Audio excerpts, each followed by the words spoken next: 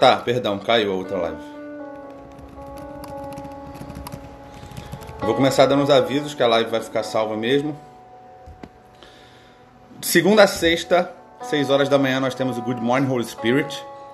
Segundas-feiras, 22 horas, nós temos o Coffee with Jesus, que é esse quadro, que é voltado para o evangelismo. Na quarta-feira já é um quadro de ensino, voltado para... O nome dele é Heaven Comes. No sábado nós temos a célula em inglês de manhã, 10 horas da manhã. E nós temos uma célula em português. Ainda não está definido qual vai ser o horário dessa célula essa semana. Porque teve muita gente que falou que prefere mais tarde. Então talvez a célula seja 22 horas, ou talvez a gente mantenha 15 horas. Vai depender do que a maioria definir e como a gente vai escolher a questão de logística. Domingo também nós iniciaremos um quadro chamado Climb the Mountains. Esse quadro, ele visa trazer uma pessoa, um cristão, que trabalhe em uma área diferente da igreja. Por exemplo, um advogado que seja cristão e que fale qual é o desafio de ser advogado e manifestar o reino de Deus. Então esse quadro de domingo é voltado para essas pessoas que trabalham fora da igreja e que levam o evangelho para o seu meio de trabalho. Dados os avisos, eu acho que é só isso. Tá, não esqueci de nada não, né? Acho que é só isso. Hoje a gente vai encerrar a nossa série de mensagens das parábolas. Falamos na segunda passada da ovelha perdida, na quarta-feira falamos do filho pródigo e hoje nós vamos falar da dracma perdida. E no final eu vou falar do rico e Lázaro. É uma construção que a gente está fazendo, onde vai ser feita uma mensagem só. Eu vou ministrar uma mensagem só, costurando todas essas parábolas. Porque quando Jesus traz o ensinamento dessa parábola, a ideia dele é trazer um ensino só. Ele traz o ensino de várias vertentes. Quando ele fala dessas parábolas, ele está falando para o mesmo povo, no mesmo momento, na mesma situação, para trazer um único ensino, que é o alcance ao perdido, e que é o nosso foco e nosso alvo aqui. Quando ele chega ali na cidade, ele está junto com os discípulos, ele está chegando na cidade, e os fariseus falam, esse é o cara que come com publicanos e pecadores. E aí ele fala, calma aí, eu vou ensinar uma parábola para vocês. Jesus sempre usou essa história onde ele conseguia contextualizar com aquele povo. A gente não pode ler a Bíblia com uma mente ocidental, porque a Bíblia é um livro oriental. A maior fonte de renda ali era a agricultura, a religião ali era diferente. Então a gente tem que pensar com a mente desse povo. E aí Jesus chega e ele fala primeiro. Eu vou contar primeiro para vocês a parábola da ovelha perdida. O pastor tinha 100 ovelhas. E ele, de repente, quando ele vai contar, ele vê que só tem 99. Então, de 100, sobraram 99, ele perdeu 1% do que ele tinha. 1%, a curto e médio prazo, pode não parecer muito. Mas se a gente vê um navio, e o navio estiver andando numa direção, se o leme dele virar 1%, daqui a um tempo, ele vai ter saído completamente da rota. E assim é com o casamento, e assim é com o nosso ministério, e assim é no nosso trabalho. Quando a gente fala assim, cara, esse 1%, essa faltadinha não vai fazer falta e tal, e o leme do barco vai virando só um pouquinho. E quando a gente vê, a gente está completamente fora da rota. Esse é o ensino da ovelha perdida. A gente já falou dessa parábola na segunda-feira. E quando ele vê uma dracma, ele vai falar da dracma, que a gente vai falar hoje, ele dá uma proporção de 10%, que são 10 dracmas e perde uma. Quando ele vê o filho pródigo, ele fala de 50%. E quando ele vê o rico e o Lázaro, ele fala de 100% de perda. É uma construção onde Jesus está construindo um raciocínio, falando que seja nas pequenas coisas, ou seja na grande coisa, que é a morte, você tem que estar atento a todos os detalhes. E quando ele acaba falando do rico e do Lázaro, ele fala que isso ainda é questão de salvação. Ele fala que aquele homem não foi salvo pela sua arrogância. E no final disso, eu vou falar melhor sobre isso. Primeiro ensino. Quando a ovelha, ela se perde fora de casa. Ele está ali e ela vai para fora do local. Só que aquela ovelha, ela tem uma consciência. Ela consegue pedir socorro. A ovelha, ela consegue gritar. E quando ela grita, o pastor está procurando desesperadamente, diligentemente. E ele não para de procurar até que ele ache. E ele ouve a voz daquela ovelha. Porque o pastor, ele sempre vai estar em busca das suas ovelhas. Um pastor que não ama a gente, um pastor que não está em busca de ovelhas, ele não é digno de ser pastor. Ele pode ser um administrador, ele pode ser um grande mestre, mas o pastor, ele tem que estar cercado de gente. Pastor tem que ter cheiro de ovelha. Tem gente que diz que não é pastor que faz ovelha, é ovelha que gera ovelha. Não, porque um pastor faz uma ovelha saudável. E ovelha saudável gera novas ovelhas. Então, o pastor, ele está sempre procurando a ovelha que se perdeu. E a ovelha, mesmo perdida, mesmo tendo condições que ela está no escuro, mesmo sabendo que ela está no deserto e que tem feras o tempo todo querendo destruí-la, ela consegue gritar por socorro. E aquele pastor consegue encontrá-la. O que não é o caso da moeda. A moeda, ela é perdida dentro de casa. Então a gente está falando daquelas pessoas que estão perdidas dentro da igreja. E aí quando nós vemos o filho pródigo e o seu irmão, é uma analogia do que se perde fora e do que se perde dentro. E aí Jesus termina lá em Lucas 16 falando do que traz isso tudo, esse conjunto de raciocínio, que é a morte e aquele que de repente perde a sua salvação. É muito lindo essas três parábolas e como Jesus vem costurando elas, mas hoje a gente vai focar na dracma. Porque a dracma, ela não conseguia pedir socorro. Hoje eu trouxe a Bíblia, porque vocês reclamaram comigo da última vez. Lança, não tá vindo com a Bíblia? Falei, tá bom. O pastor Ed René fala, filho, abre a Bíblia. Porque se você falar bosta, pelo menos você vai abençoar eles com texto bíblico. Então abre a Bíblia. Então vamos abrir a Bíblia. Suponhamos que uma mulher tenha 10 moedas de prata. Eu já quero parar aqui. Naquela época, onde os fariseus dominavam o templo, a mulher não ouvia os ensinamentos. Jesus já começa andando com mulheres, isso já é uma revolução grande. Eu não sei se você sabe o processo de um mestre escolher seus discípulos. Desculpa eu te falar aqui, mas Jesus não era um carpinteiro, tá? Jesus era um mestre. Ele fez toda a escola de rabinos. E por isso ele sai para procurar os seus discípulos. Só que o critério dele não é o melhor aluno. O critério dele não é o CDF. O critério dele não é o mais aplicado, não é o mais baba-ovo. O critério dele é aqueles que têm um coração ensinável, aqueles que estão dispostos a segui-lo, seja aos confins da terra, aqueles que estão dispostos a chegar diante do imperador romano e falar, eu morro pelo evangelho. Porque no meio de Jesus, dos discípulos, Judas era o único estudado. Judas era o único que fazia parte do ciclo dos fariseus e saduceus.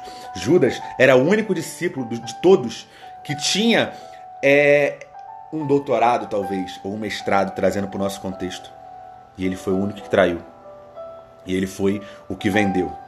Então isso não é critério para Jesus. Jesus não precisa do seu doutorado, Jesus não precisa do seu mestrado. Jesus precisa do seu coração ensinável. Quando você vai caminhar com ele 3 anos e meio, e depois disso, ele vai falar assim, filho, toda autoridade me foi dada nos céus e na terra, portanto, ide fazer discípulos de todas as nações, batizando em nome do Pai, do Filho e do Espírito Santo.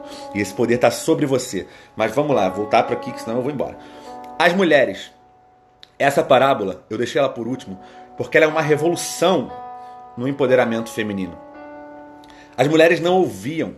E quando a gente vê Jesus chegando nessa cena, ele está falando com publicanos e pecadores. E nesse contexto de pecadores, as mulheres estão inseridas. E ele fala, qual homem que tendo 100 ovelhas e perde uma, não vai abandoná-la? Ou qual pai que tendo 2 filhos, e no final ele termina, ou então, qual a mulher que tendo 10 dracmas, as 10 dracmas eram um colar usado para o casamento, era um adorno para o casamento. Qual mulher tendo 10 dracmas não vai varrer a casa inteira e procurar que se perdeu? Então Jesus, ele se dirige para aquelas mulheres. Ele fala, vocês fazem parte disso. Porque no meu reino, principalmente quando eu estou falando de uma ovelha perdida ou de um filho que se perdeu e se arrepende, todos são aceitos. Não interessa se é homossexual, não interessa se é assassino, se é pedófilo. Eu posso escandalizar falando isso. Mas Jesus não faz acepção. Porque o sangue da cruz do Calvário é poderoso o suficiente para lavar o pecado do homossexual, para lavar o pecado do pedófilo e principalmente para trazer transformação, renovo de vida.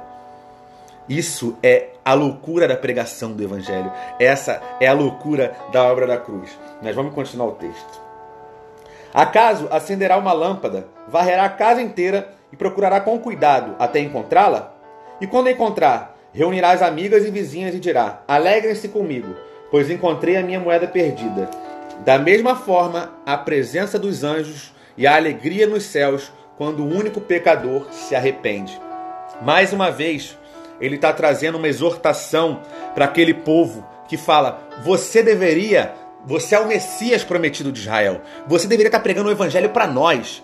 Nós somos os filhos de Abraão. Nós somos os justos de ouvir a palavra de Deus. Porque quando o fariseu entra no templo, ele fala: Pai, muito obrigado, porque eu não sou como esse publicano e pecador imundo.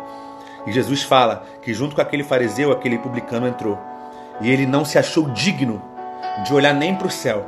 E ele abaixando e chorando, ele fala: Pai, eu não sou digno nem de te ver, mas me perdoa. E esse cara era Mateus, o primeiro evangelista. E ele chama então Mateus para segui-lo nesse contexto. Ele não faz nenhuma acepção de pessoas. Ele não precisa que você seja o super macro santo blaster poderoso. Não, ele não precisa. Ele só precisa que você tenha o coração desses pecadores da parábola. Porque enquanto os fariseus murmuravam, e todas as parábolas falam isso, que os fariseus estavam murmurando, fala que os pecadores se assentavam para ouvi-lo. E é isso que a gente precisa fazer hoje. Sentar para ouvi-lo e dizer: Mestre, o que o Senhor tem para nos dizer hoje? Com quem o Senhor quer que eu fale hoje? Talvez, será que eu tenho que pedir um perdão para alguém? O que eu preciso fazer hoje para agradar o teu coração, Pai?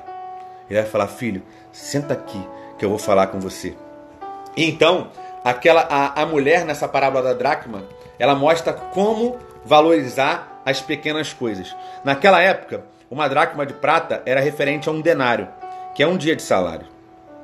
Mas mesmo ela perdendo um denário, ela varre a casa inteira. E quando ela acha, ela faz uma festa com as amigas. Elan, mas por que você está falando isso de denário, de dracma? Eu não estou entendendo nada. Cara, esse é o valor que você tem para o Pai. O seu valor não é uma moeda de prata. O seu valor é ser único. E seja qualquer uma das 10 moedas que se perdesse, ele faria festa com qualquer uma delas. Porque o seu valor é inigualável. A ponto dele, Deus, destituir-se da sua glória, descer do seu trono, vir à terra ser a sua própria criatura e ser entregue nas mãos daqueles que zombavam dele. Esse é o valor que você tem. Então toda vez que você parar na frente de um espelho e falar: ai, cara, eu acho que eu não valho nada, eu acho que eu não vou conseguir nada na minha vida, lembre-se que mesmo você sendo uma dracma, uma única dracma, ele varreria toda a casa só para te encontrar. E o dia que ele te encontrasse, haveria uma grande festa. Quando eu fui encontrado, eu senti uma grande festa no céu por minha causa. E eu espero que você sinta a mesma coisa. Quando essa mulher ela vai procurar a dracma, ela faz primeiro uma coisa. Ela acende a candeia. E quando a gente vai para os Salmos, a gente vê que lâmpada para os nossos pés é a tua palavra e luz para os meus caminhos. A candeia, ela fala da luz da palavra. A candeia, ela fala do fogo do Espírito Santo. A candeia fala de uma vida, de mergulhar no conhecimento de Cristo. Isso é a candeia. Não é o livro que você leu, não é a pastora fulano de tal, não é a Clarice Lispector, não é o Ellen White, não é ninguém. É a candeia, é a chama viva de Deus. É esse livro, porque somente esse livro vai mudar a tua vida. Não é o que eu ensino, não é o que o pastor Felipe ensina, é esse livro. É a candeia. E aquela candeia ilumina toda a casa. E quando entra a luz naquela casa, ele parte para um novo processo. Agora a casa foi iluminada. Agora a palavra chegou ao seu coração. Agora a luz te encontrou. E o que você precisa fazer? Varrer a casa. Talvez aquela moeda está muito escondida. Talvez aquela moeda precise de um processo até que ela seja encontrada novamente. Então, Jesus fala que essa mulher varre a casa. E ela começa a varrer a casa e tirar tudo aquilo que não presta. E tirar os seus vícios, e tirar a pornografia, e tirar as más amizades, e tirar os lugares que você frequenta que não era para você estar. E ele começa a varrer toda a casa. E ele começa a fazer uma limpeza em você. E até que ele encontra aquela dracma. E quando ele encontra, ele fala: que uma grande festa acontece. Hoje, a gente tem uma equipe fazendo isso acontecer. A gente tem muitos quadros. Essa equipe está crescendo, graças a Deus. Eu tenho certeza que isso vai crescer muito, porque isso não é um projeto daqui. Mas isso só acontece, não é para minha glória e nem para de ninguém que está aqui. É para que você seja alcançado. Talvez você se esconde atrás do seu celular. Talvez você veio para o Instagram ver uma foto de mulher e de repente você clicou na minha live porque falou, cara, aquele cara coach deve estar falando alguma coisa sobre inteligência emocional. E você veio parar aqui.